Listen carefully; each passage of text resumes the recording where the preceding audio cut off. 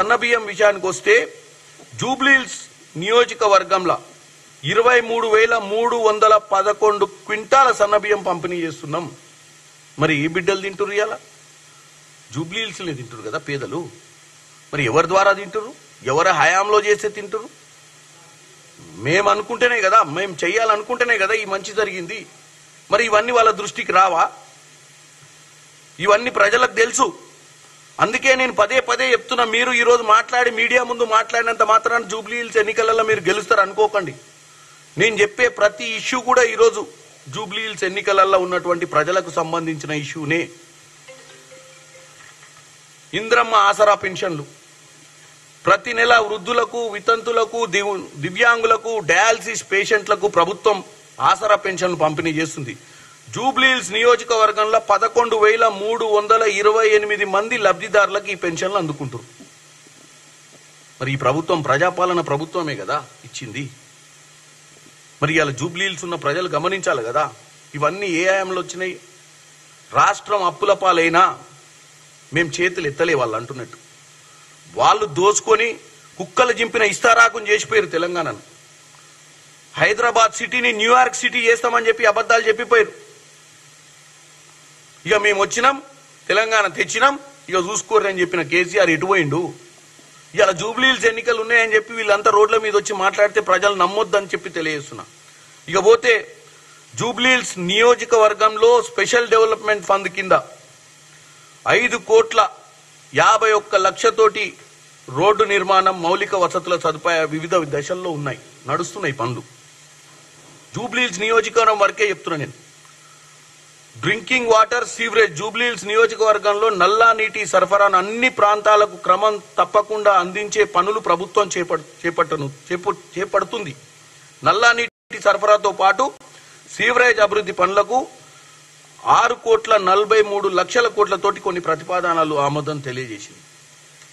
ఇవన్నీ జూబ్లీహిల్స్ పనులు ఈ సంవత్సరంన్నర 2 సంవత్సరాలల్లో కాంగ్రెస్ పార్టీ హయాంలో జరిగినటువంటి అభివృద్ధి పనులు. ఇక హైదరాబాద్ నగరానికి సంబంధించినవి కూడా చెప్తా. నాలా అభివృద్ధి కార్యక్రమంలో ఫేజ్ 1, ఫేజ్ 2లో 5,135 కోట్ల రూపాయలు ఖర్చు పెట్టింది కాంగ్రెస్ ప్రభుత్వం ప్రజాపాలన వచ్చిన తర్వాత. చెరువులు అభివృద్ధికి వస్తే గ్రేటర్ హైదరాబాద్ వ్యాప్తంగా 184 చెరువులు ఉండగా 253 కోట్ల రూపాయలతోటి తూములు, ఆ చెరువుల చుట్టూన్న కట్టలను బలోపేతం చేయడం జరిగింది. మురుగునీటి మళ్లింపు, ఫెన్సింగ్ తదితర పనుల కోసం 107 కోట్ల రూపాయలను కాంగ్రెస్ ప్రభుత్వం వెచ్చించి 118 పనులను పూర్తి చేసింది. ఈ డబ్బులతోటి 107 కోట్లతోటి ఈ మురుగునీటికి సమస్య ఉన్న ప్రాంతాలలో. సో మురికివాడల అభివృద్ధి గురించి కూడా చెప్తా. ఇందిరా క్రాంతి పథకం ద్వారా మహిళలకు మైక్రో ఎంటర్ప్రైజెస్ కల్పించి ఆర్థిక ఎదుగుదల కోసం 30 సర్కిళ్లలో రూపాయలు 410 కోట్లతోటి 7,000 ఎంటర్ప్రైజెస్ ని ఏర్పాటు చేసే లక్ష్యంగా గ్రూప్ ఎంటర్ప్రైజెస్ విభాగంలో 1000 గ్రూపులకు ఒక్కొక్క గ్రూపుకు సుమారు 20 లక్షల రూపాయల ఆర్థిక సాయం అందించింది. ఇప్పటి వరకు 648 గ్రూపులకు 49.17 అంటే 49,17,00,000 రూపాయల ఆర్థిక సాయం అందించడం. 2025లో ఇప్పటి వరకు 95 గ్రూపులకు 5,28,00,000 ఆర్థిక సాయాన్ని కూడా అందించడం. 6,000 వ్యక్తిగత, ఇందాక చెప్పింది గ్రూపులు, 6,000 వ్యక్తిగత ఎంటర్ప్రైజెస్ కు వ్యక్తిగతంగా ఉన్న వాళ్ళ కోసం ఒక్కొక్కరికి 3,50,000 రూపాయలతోటి సాయం చేయడం జరిగింది. ఇలా చెప్పుకుంటూ పోతే వడ్డీ లేని రుణాలు గ్రేటర్ హైదరాబాద్ వ్యాప్తంగా 33,116 మంది స్వయం సహాయక సంఘాలకు 39,85,00,000 రూపాయలు వడ్డీ లేని రుణాలు ఇవ్వడం జరిగింది. దీంట్లో 3,31,160 మంది లబ్ధిదారులు ఉన్నారు. ఇక టౌన్ ప్లానింగ్ విషయానికి వస్తే మాస్టర్ ప్లాన్ ద్వారా వ్యూహాత్మక రోడ్ల అభివృద్ధి కార్యక్రమం కింద గ్రేటర్ పరిధిలో రోడ్ల విస్తరణ కార్యక్రమాలు చేపట్టాం. గత ఏడాది 200 కోట్ల ప్రభుత్వ నిధులతో డబీర్పూరా పిఎస్ నుంచి నాగబోలి వరకు, షేక్ ఫయీజ్ కమాన్ నుండి డబీర్పూరా ఫ్లైఓవర్ వరకు, బడా బజార్ నుండి భవానీ నగర్, శాస్త్రీపురం, కూడలి నుండి ఫలక్నామా బస్ డిపో వరకు చేపట్టిన రోడ్ల విస్తరణ పనులు పురోగతిలో ఉన్నాయి 200 కోట్లతోటి నేను చెప్పిన రోడ్లు. 2024 సంవత్సరంలో 833 ఇందాక చెప్పింది 2025 ఇప్పుడు 2024 సంవత్సరంలో 833 కోట్లతోటి నగరంలో 3 పోలీస్ కమిషనరేట్ల పరిధిలో రద్దీని తగ్గించేందుకు 90 కూడళ్లు అభివృద్ధి చేసినాం.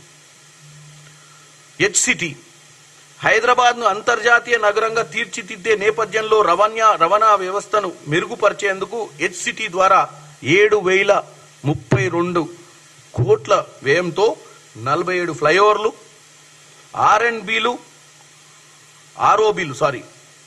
ROBలు 10 రోడ్డు విస్తరణను కలిపి 38 ప్రధాన ప్రాజెక్టులు చేపట్టినాం. టెండర్ ప్రక్రియ పూర్తి చేసుకుని ఇప్పటికే కొన్ని పనులు స్టార్ట్ అయినాయి.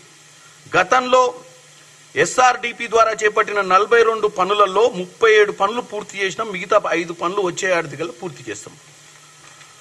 ఇక ఇంజనీరింగ్ మెయింటెనెన్స్ కి సంబంధించి GHMC ఇంజనీరింగ్ విభాగం ద్వారా మౌలిక సదుపాయాల కల్పన దోహదపడుతుంది. 24-25 ఆర్థిక సంవత్సరంలో 2,669 కోట్ల వ్యయంతో 10,154 వివిధ రకాల పనులు చేపట్టగా 11,065.81 కోట్ల వ్యయంతో ఈ టోటల్ గా ఏదైతే 10,114 వివిధ రకాల పనులల్లా 2,669 కోట్లతోటి ఏదైతే మేము అప్రూవ్ చేసినామో దాంట్లో 11,165.8 అంటే 1165.81 కోట్ల వ్యయంతో 5,362 పనులు పూర్తి అయినాయి అవుట్ ఆఫ్ 10,154.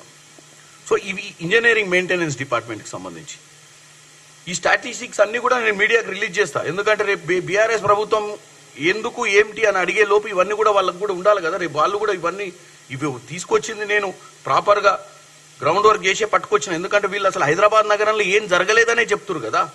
కాబట్టి ఒక్కొక్కటి తీసుకొచ్చి మేము ముందు పెడతాం. నగరంలో రోడ్ల అభివృద్ధికి GHMC పెద్దపీట వేసింది. 24-25లో 1,046.91 కోట్ల వ్యయంతో 3,806 రోడ్ల పనులు చేపట్టింది. 485.05 కోట్లతో ఖర్చుతోటి 1680 రోడ్ల పనులు పూర్తయి మిగతా పనులు పురోగతిలో ఉన్నాయి.